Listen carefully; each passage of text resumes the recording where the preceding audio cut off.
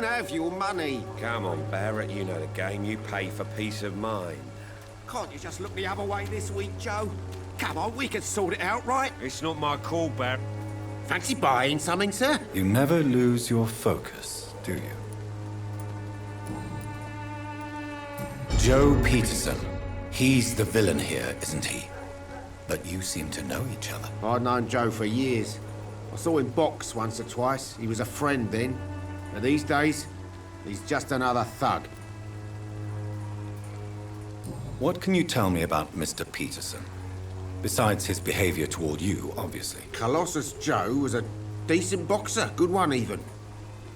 But after his wife passed away, he found every excuse to stop training. Just wanted to pick fights with everyone.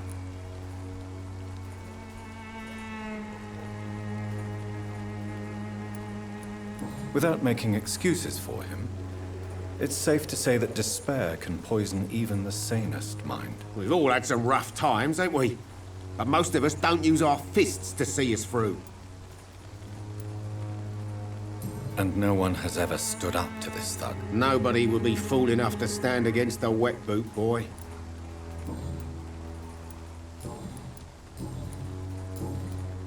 Goodbye for now, Mr. Lewis. I know it's hard to believe, but this district has...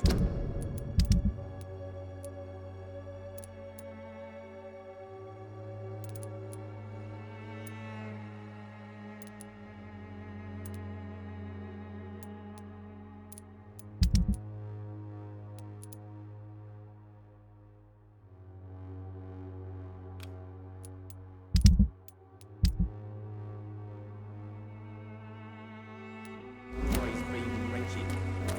Don't let your guard down, sir.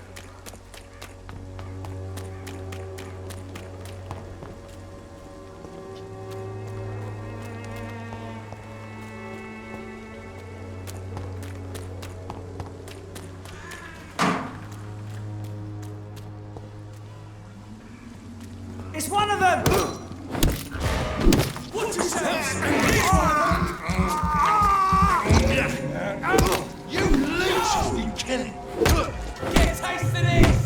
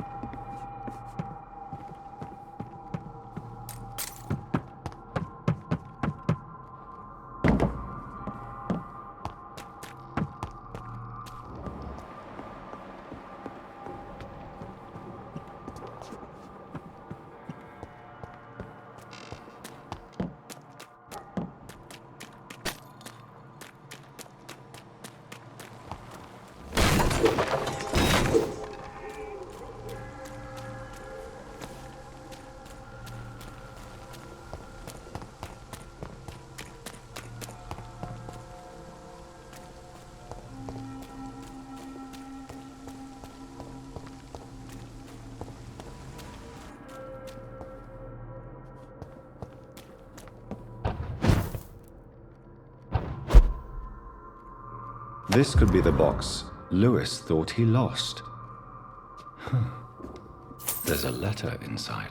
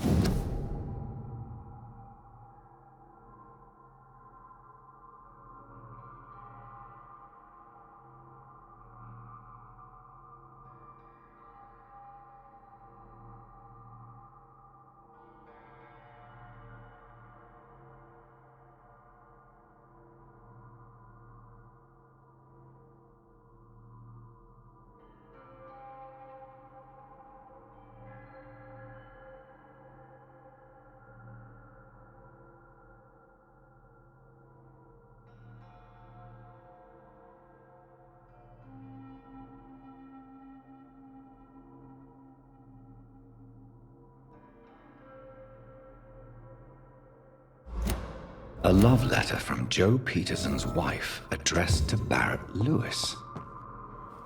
Who should I give it to, I wonder?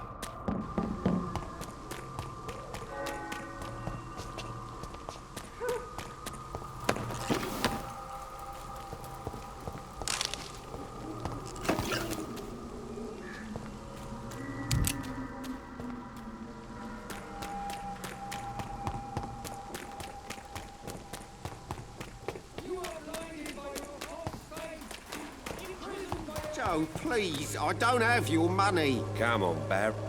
Fancy buying something, sir? You never lose your focus, do you?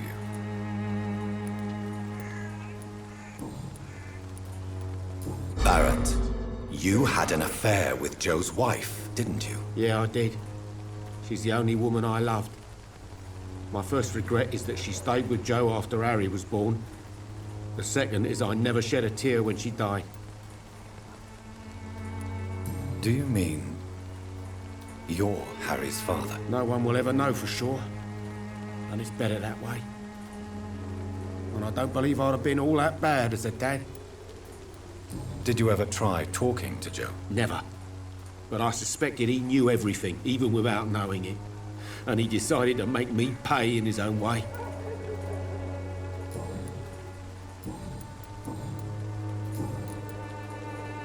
I found this box in an abandoned building nearby. I believe it belongs to you. Let's have a look. Yeah, this is mine. So, you faced those loons that roam around there. Extraordinary. I suppose I was lucky. Luck is a commodity round here. Yours should be properly rewarded. About this package, it's not just tools and trinkets, is it? I want to be rude or anything after your kind gesture, but it's none of your business.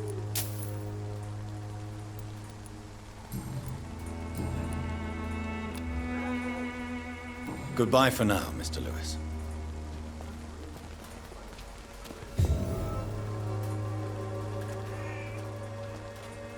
You again? What do you want this time?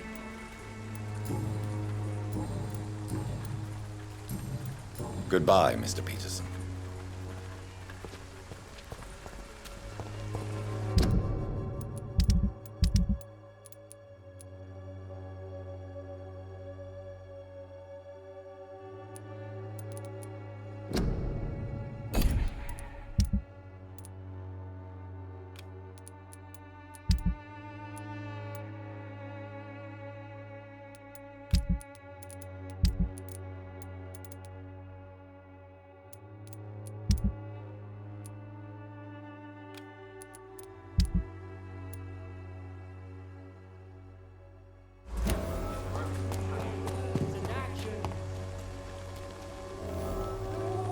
Don't be shy, handsome. What can Christina do for you? I'm not looking for what you're selling, but I'd like to ask you a few questions, if I may. I'm a doctor, Dr. Reed. All right then, but be quick, though I usually get paid when I open my mouth. Do you know Nurse Dorothy Crane from the Pembroke Hospital? Anything you can tell me about her would be helpful. I don't know her, but I know her name is Dorothea Crasionescu. She came from Romania like me and many others. You seem to respect her. Dorothea helps the sick people of Whitechapel. Everyone should respect that. Christina, have you been examined? The epidemic is spreading fast in London, and you could be exposed, or expose others. I don't like doctors or hospitals, but I don't like you asking questions.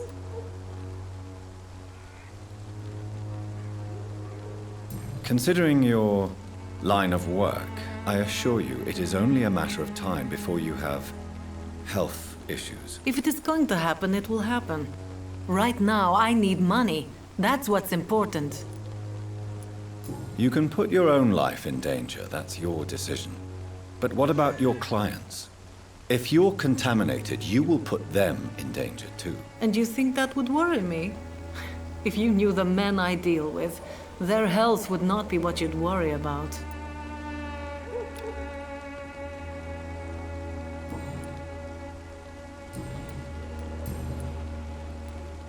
Tell me about yourself. Are you joking with me? People don't usually come to see me for conversation. I have no interest in your work. I am, however, curious as to what led you into this career. Short story. The war, exile, and England. This country is not especially welcoming. I've been refused many jobs because of where I am from. I had few options left.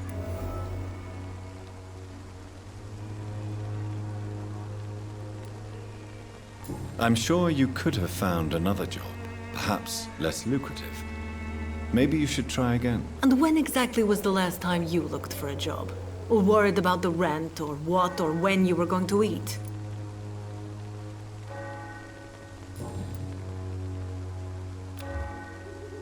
Do you need any assistance, Miss Popper? It depends on the price of your medicine. I am shocked that you would think I am that sort of man. Forgive my suspicion. I'm so used to liars with good manners.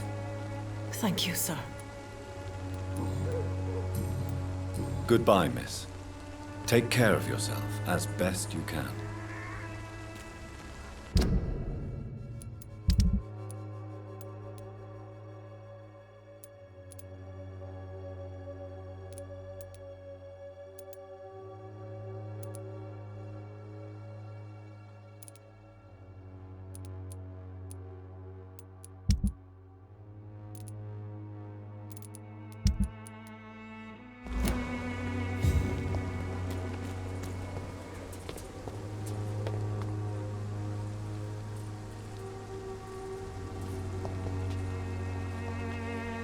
Forgive my interruption. Do not apologize, my son. Father Tobias Whitaker is always happy to teach mortals about the incoming Armageddon. I am Dr. Jonathan Reed, and I just have a few questions. A scientist? You are much more lost than I thought, my son. Do you know Nurse Dorothy Crane from the Pembroke Hospital? I'd like to know more about her. I don't like the liberal ideas of nurses, but I especially abhor that Nurse Crane you mentioned. So, you're not exactly a fan of Florence Nightingale's work. But nurses are essential for modern healthcare. Nuns should be the only women allowed to take care of male patients. It's obvious only they have the necessary moral fiber. Why do you hate Nurse Crane more than other nurses? Before coming to London, she was a member of the communist resistance in our country. That's what happens when you let a woman get involved in politics.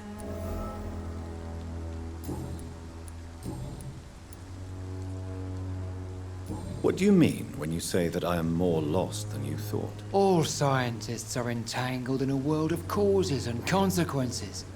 And most of them can't see the plain truth. Quite a judgmental opinion, if you ask me.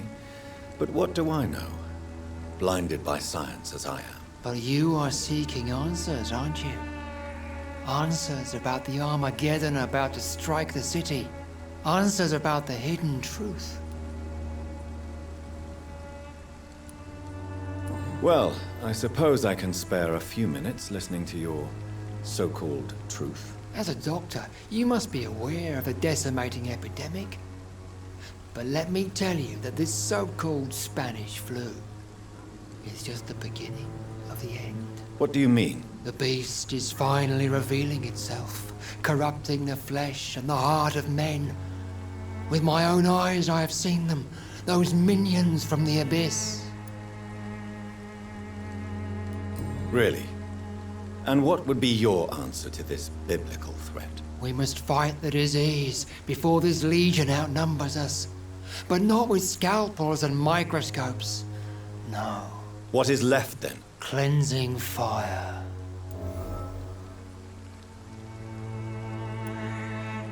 Tell me, Tobias, what exactly is your plan concerning the cleansing of this city? God will recognize his own.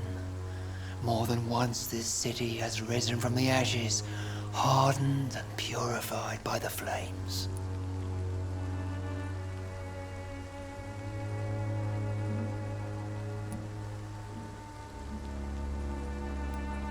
Science and progress are our only hope against the monstrosity hidden behind this epidemic. See, Doctor? Now you acknowledge the presence of evil within the city's walls. Now you start to admit the truth. What do you mean when you say that I am more lost than you thought? All scientists are entangled in a world of causes, while you are... I am.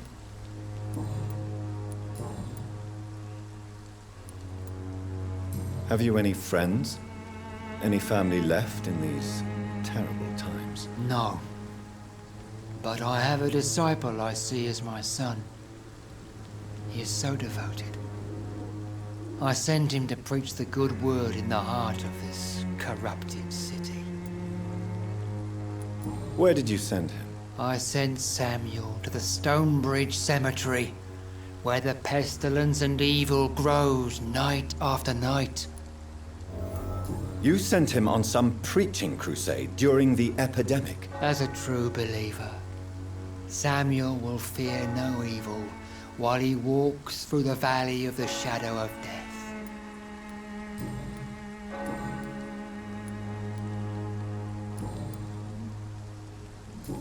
I have heard enough for tonight. Goodbye.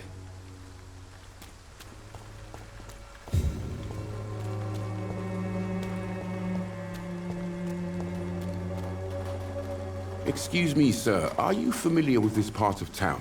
Name's Clayton Darby, reporter. Sorry, I'm new to Whitechapel. But perhaps you could help me since you're a journalist. My name is Jonathan Rid. Dr. Reed, the famous surgeon. I'll gladly help if I'm able, sir.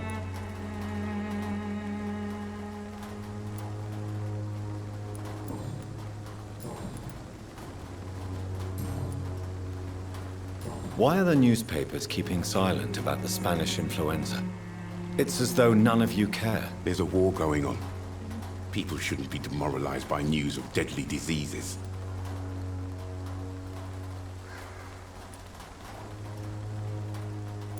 If no one stops it, this epidemic could turn into a scourge. It may kill more people than the war itself. Yes, this is another kind of war, but just as deadly. History will judge us all for what we did and what we did not. What is a journalist doing in this borough after sunset? He goes where none of his colleagues would dare to go, to inform the country. So you risk your life to reveal the truth. I saw many reporters do the same during the war. Whitechapel is the crucible of so many untold stories and tragedies. I want people to know them. That's quite honorable of you. But is the public interested? Not at all, sir. And that's why I'm an independent journalist, hoping to sell some stories. Have you any idea of the danger you face in these streets at night? I've had to run and hide more than once from frenzied mobs incensed by the fever.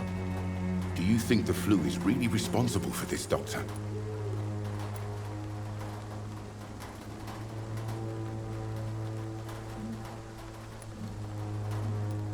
I'm convinced there is more at work here than a simple epidemic. Really?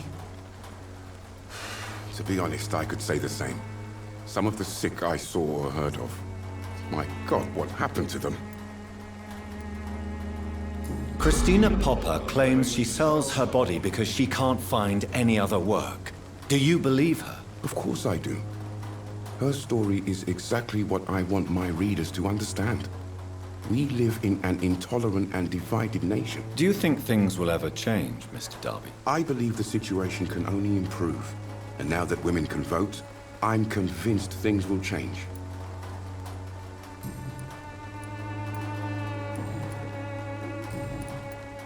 I heard you're investigating an underground medical dispensary in Whitechapel. What do you know about it? Not much, I'm afraid. They are wary of strangers, and I'm not really an acquaintance of theirs. Why do you care?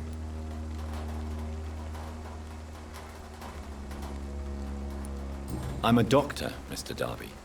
I care about everything involving public health and this epidemic. Are you sure you're not just concerned about the repercussions that a scandal involving a certain Nurse Crane from the Pembroke Hospital would bring? Without a doubt, you are a damn fine journalist, Mr. Darby. What do you know of her accomplice, a man named Darius? I don't know much about the man. He's very cautious. Never goes out. Doesn't seem to have any friends or family. He has no relatives at all? No. Except for that strange man, a poet named Richard Nethercott, who sometimes comes by. Darius would never let him in. Where can I find this Mr. Nethercott? He spends most of his time lurking around Whitechapel, talking to himself or declaring verses. These days, you can usually find him behind the church. He never goes out? No. A few days ago, he unexpectedly did. I followed him, but it was just a ruse to keep me away from his house. Really? How do you know? He went to the nearest mailbox, but just before posting his letter, he ripped it up and threw it away.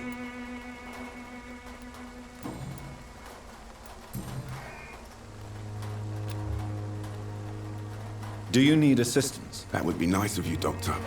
Who knows what I may have caught during my investigation. If you persist in investigating the most pox-ridden boroughs of London, you must accept the risks. Thank you, sir. Goodbye, Mr. Darby. Farewell.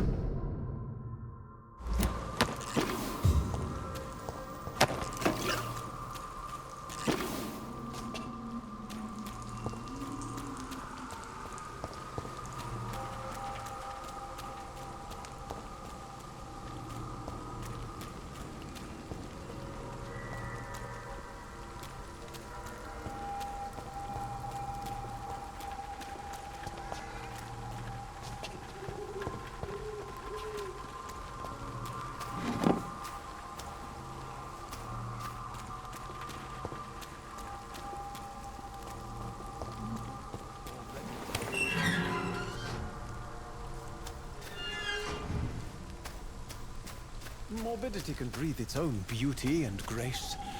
Whitechapel is not just disease, desertion, and despair. Good evening, sir. I'm Dr. Reid. I would like to ask you a few questions. Please be my guest. Although I may not be the best informant regarding this part of town, my words speak about that which the eyes cannot see. Really? Are you an artist of some kind? I'm a poet, sir. Richard Nethercott, at your service. May I ask what you're doing at this hour of night, sir?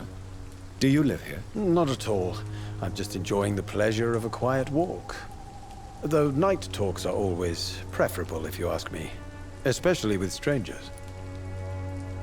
But are you not afraid of the epidemic? Oh, why should I? I see some equity in the Spanish flu. No flesh should be saved, say the scriptures. Good or evil, rich or poor, all are equal in the eyes of the flu. If you say so. But as a physician in a time of epidemic, I must caution you to avoid unnecessary exposure, sir. Thank you, Doctor. But we both know the seeker of truth has to go boldly where the weak dare not. What are your thoughts on the terrible situation in this city? Terrible, you say? No. Of course, the death of so many innocents is a tragedy. But the scourge has not been all bad for the city. Oh, no, sir. What are you talking about? Do you remember London before the flu? Noisy, cacophonic, quiet nowhere to be found. And now, listen to this oddly peaceful silence.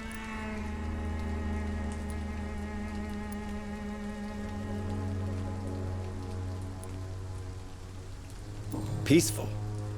That's quite an unusual way to speak about the epidemic.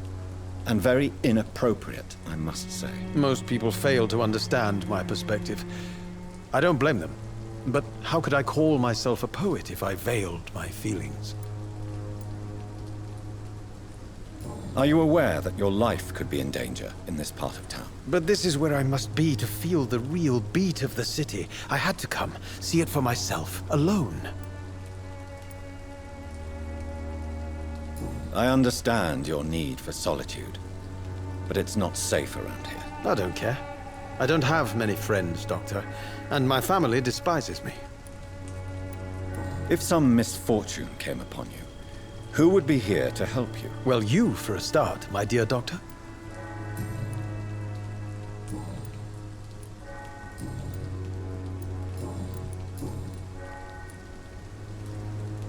Tell me, Mr. Nethercott, why seek inspiration in Whitechapel? The place is not beautiful per se, but how to explain it? Stirring and challenging.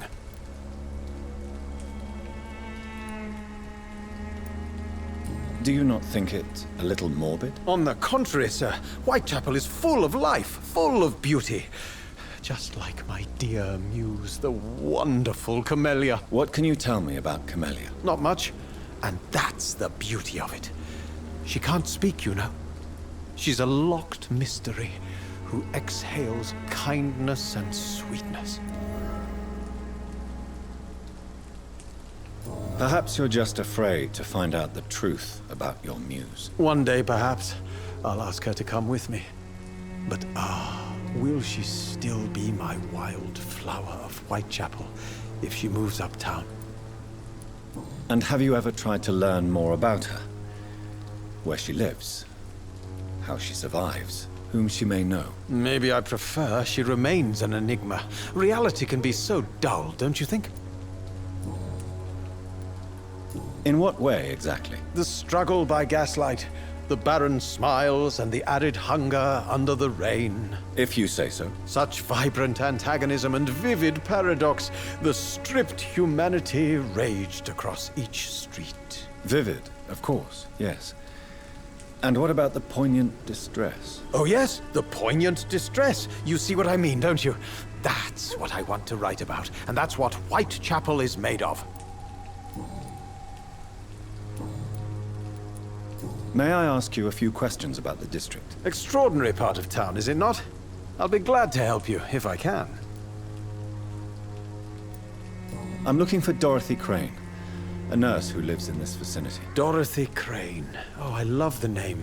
The Crane of Whitechapel. Sounds very mysterious. But, sorry, no, never heard of her. What can you tell me about an old man called Darius? Darius Petrescu? Yes, I know him. At first, I thought he was only a small publisher. I invited him to publish my work, but his reaction was pretty clear. Not interested in your talent? Darius is an old political activist who takes delight in printing tracts and lampoons. Those communist activities only require mediocre writing skills. Do you need medical attention, sir? It may be wise to let you prescribe me something. I don't feel like I should. I understand your appetite for words and macabre beauty, sir. But you should be more careful. The nutrition of my mind is more important than my physical health. But I appreciate your concern, sir. May I ask you a few questions about the district? Extraordinary part of town, is it not? I'll be glad to help you, if I can.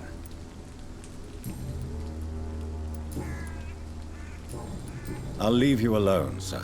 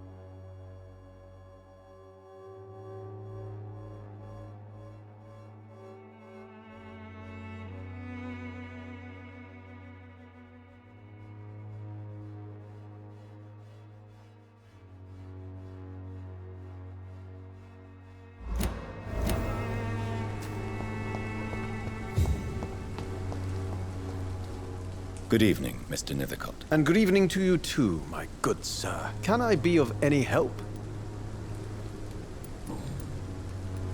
You don't really make a living from your scribblings, do you, Richard? No, sir, I don't. I work so hard. I put all my time, my energy, my devotion into the precise carving of words.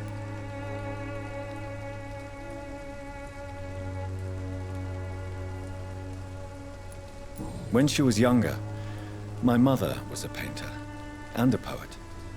She told me many times how poor her artist friends were and how she helped them. My parents pay for my rent, my food, and my clothes.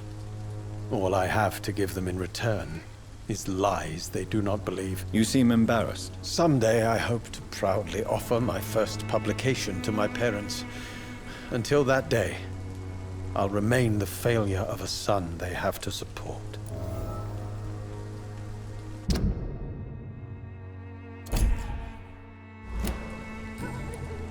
I'll leave you alone, sir.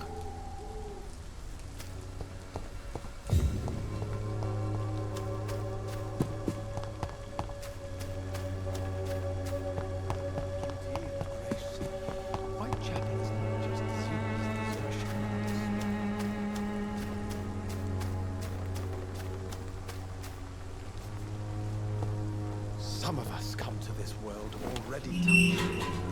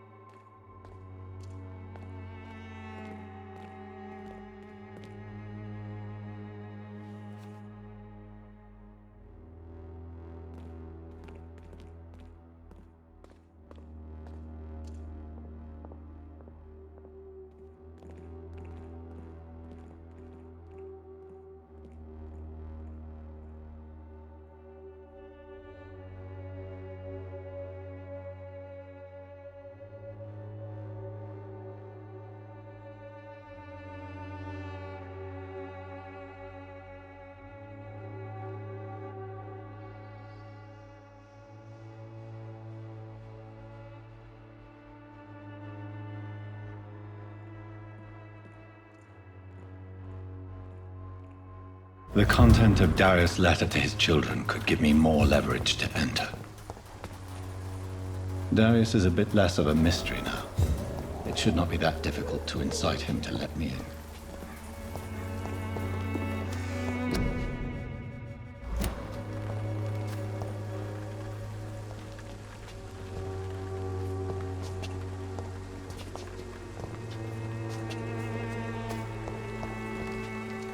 Good evening, miss. I'm Dr. Reed. I'd like to ask you a few questions. I know what you're thinking. A tall stranger who meets a girl in the street at night. It reeks of the penny dreadfuls. But I mean you no harm, truly.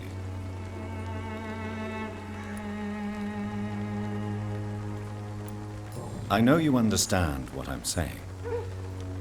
Your silence has nothing to do with you being mute, does it? Tell me about Richard Nethercott. I understand he is quite fond of you, Camellia. Camellia, I know you work for Dorothy Crane. Please tell me about her secret dispensary. A stubborn and mute comrade. Nurse Crane and Darius Petrescu have been clever.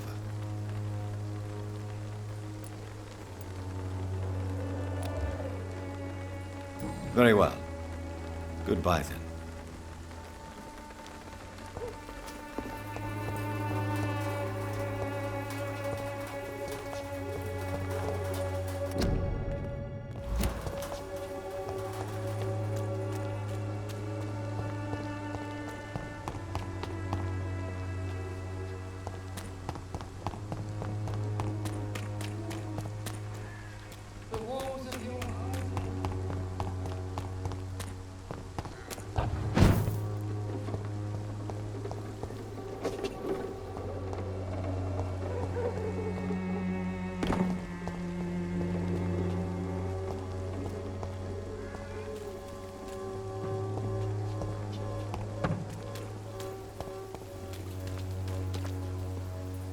Good evening, Doctor.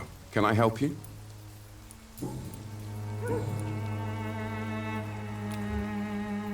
Goodbye, Mr. Darby. Farewell.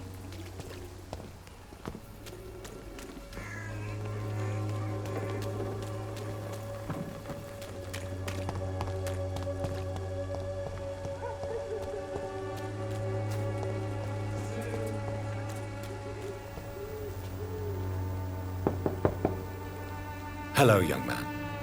I'm Dr. Reed, and I would like to ask you a few questions.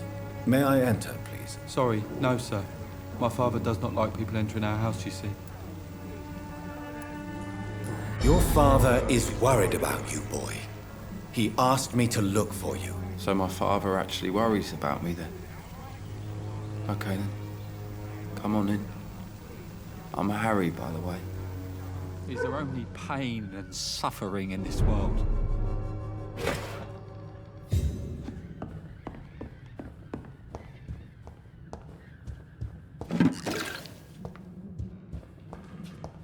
Even my dreams are soaked with gloom.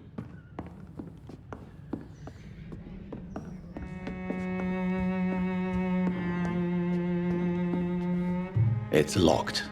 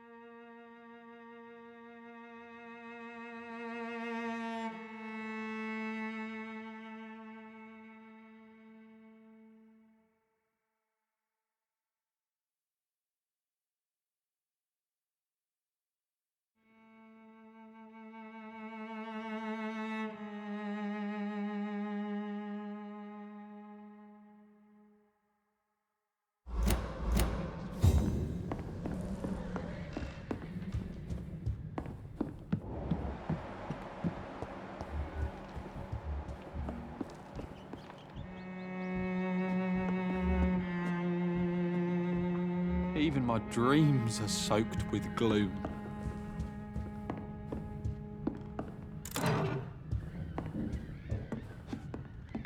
So, may I ask you a few questions? I'm not bothered. What could be worse? Do you know Nurse Dorothy Crane from the Pembroke Hospital? I'd like to know more about her. Yes, I know her. She came here to examine me when I was very sick. She said I should go out more. How do you feel? I'm fine. I mean, it's not easy every day, but I'm fine. I'm just tired of being sick all the time. If only I could be tough, like... Well, you know. Speaking of which, what can you tell me about your father? My father is an idiot who makes idiot things. That's all I have to say. Forgive my bluntness, young man, but you don't seem happy living in Whitechapel. Why should I? I never wanted to come here in the first place. It was my father's decision. But look around you. Does this look like a nice place to live?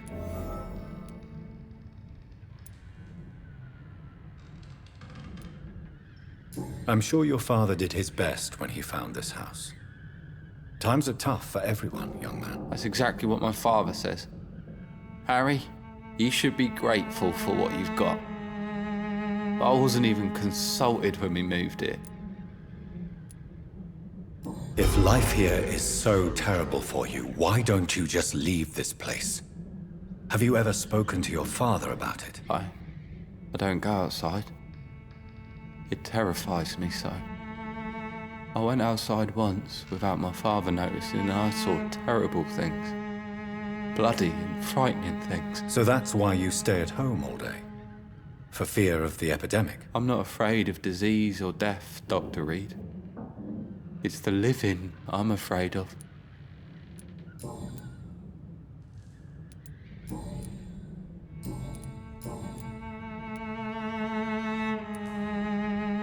Your father and Mr. Lewis used to be good friends.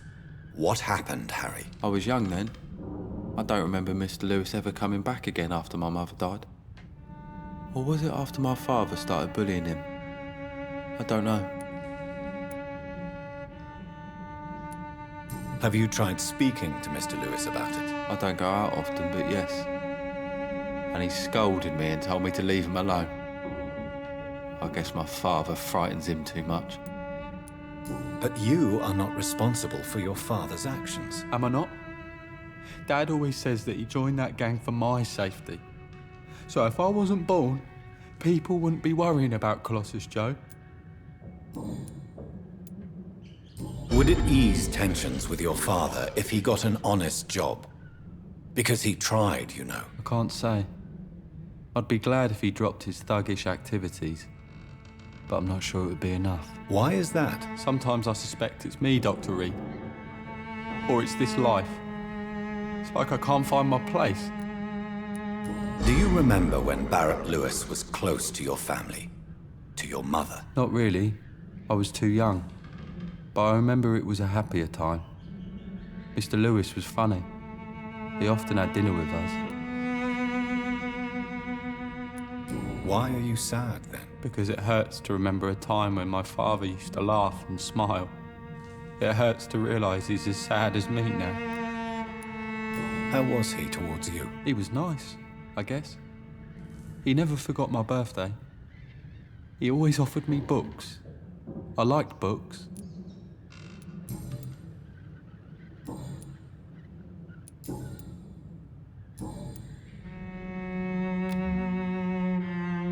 Goodbye, young man.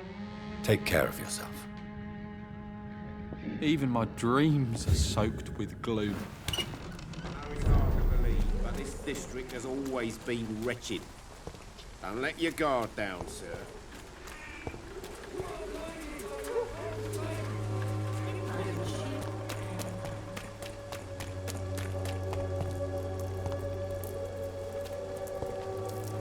You again? What do you want this time? Why do you keep on working for the gang, Joe? You know it doesn't suit you. It's true, I hate this job.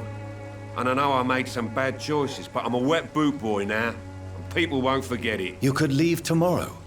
Start another life in another town. That's easy for you to say, Doctor. We are poor.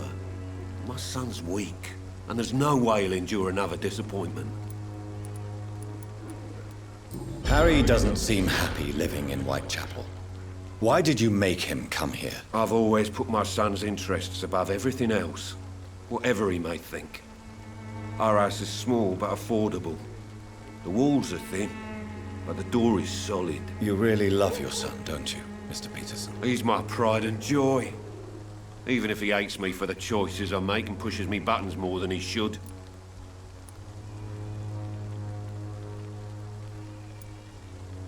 Do you have any regrets? Only one. Not to have my beloved wife by my side. She died when Harry was little. My sweet Jane. She gave the boy confidence. Since the criminal nature of your job means you could be arrested, are you not afraid of what would happen to your boy if you were? No one will ever take my son away from me. If that ever occurred, I'd hunt the bastard down and rip off his head with my bare hands.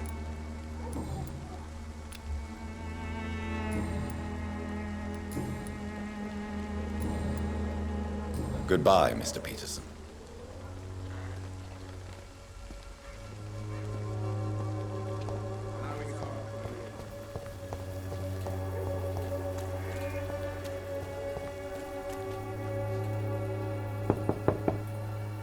Mr. Petrescu, just 1 minute, please. You again. Go away.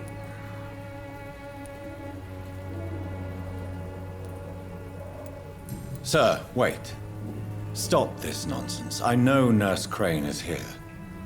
Shall we speak man to man, you and I? All right. Speak up. Don't you see we're on the same side?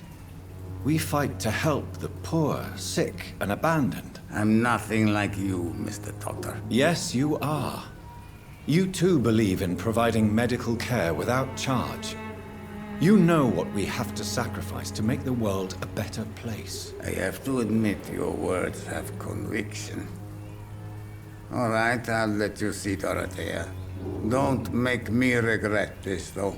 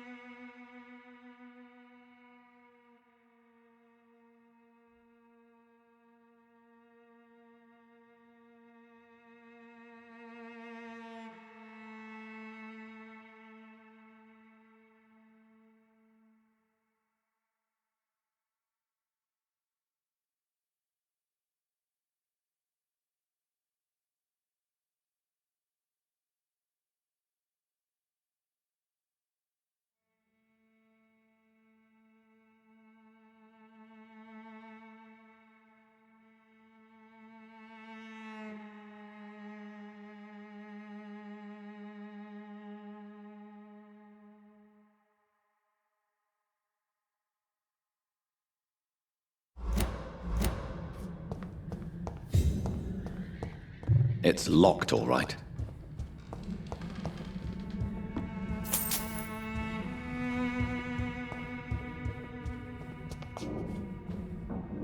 If you want to talk to Dorothea, you must go across the courtyard and take the stairs. We've not been formally introduced.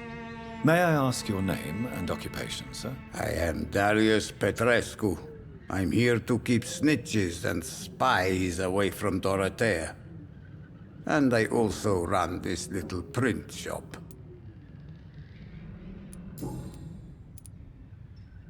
Did you refuse to publish Richard Nethercott's previous works, Darius? Yes, his manuscript is as pompous as he is starched. Now there's a man who loves the sound of his own voice. You could have told him so. As a great writer recently said, politeness is the most acceptable hypocrisy. So Dorothy's real name is not Crane? Like myself and many people in this area, Dorothea is from occupied Romania. That's all you need to know. She seems important to the community. More than you can imagine. The West End does not want to hear of Whitechapel's misery. Dorothea is one of the few doing something about it. Tell me everything you know about Camellia, the mute florist. I do not believe in the afterlife, Doctor, but I'm almost convinced Camellia is an angel. She volunteered to give out our medical leaflets. Are you not worried for her safety? She is as brave as she is tough, and clever, too. If only I had met her when I was younger. Are you in love with Camellia, Mr. Petrescu? Don't be stupid. If I had met her when I was younger, we could have won our revolution. Who is she, really? Do you know where she's from? She's not from around here, that's all we know. Camellia is not even her name. It's her favorite flower. You say she has no close family? Well, there's that awful poet who constantly follows her around like a lost puppy. A good man for sure, but a very poor writer.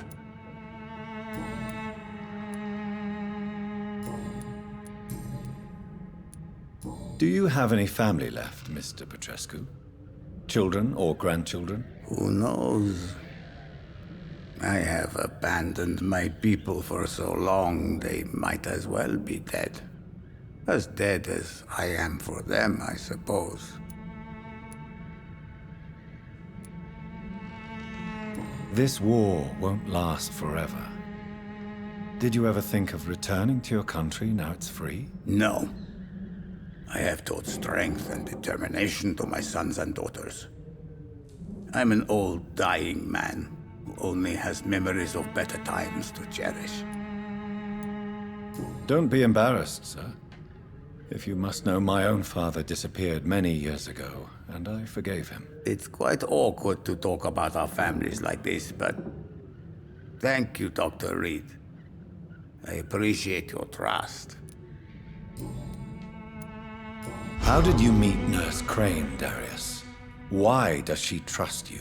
I'm her oldest friend in England. Dorothea and I share many ideas about this country and about the country we left. You mean occupied Romania, don't you? Even if not directly, I fought against your enemies. Really? Then perhaps you have more in common with Dorothea than meets the eye, Dr. Reed. I know you fought for your country when it was occupied, Darius. Tell me more about it. I know my days are numbered, and I know I won't see my homeland again. But I fought for Romania all my life, and I will until my last breath. But Romania escaped the grasp of the Austro-Hungarian Empire. It's a free country again. But it's not the country I fought for. My homeland is not appeased, Doctor. And I still see a dark future ahead for my people.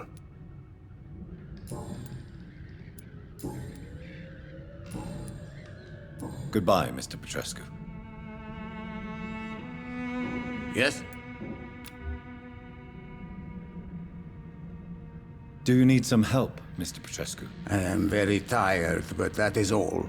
I don't need you, Doctor. Well, I think you do. Take this, and you'll feel better. Free drugs from an English doctor. It must be my lucky day. Goodbye, Mr. Petrescu.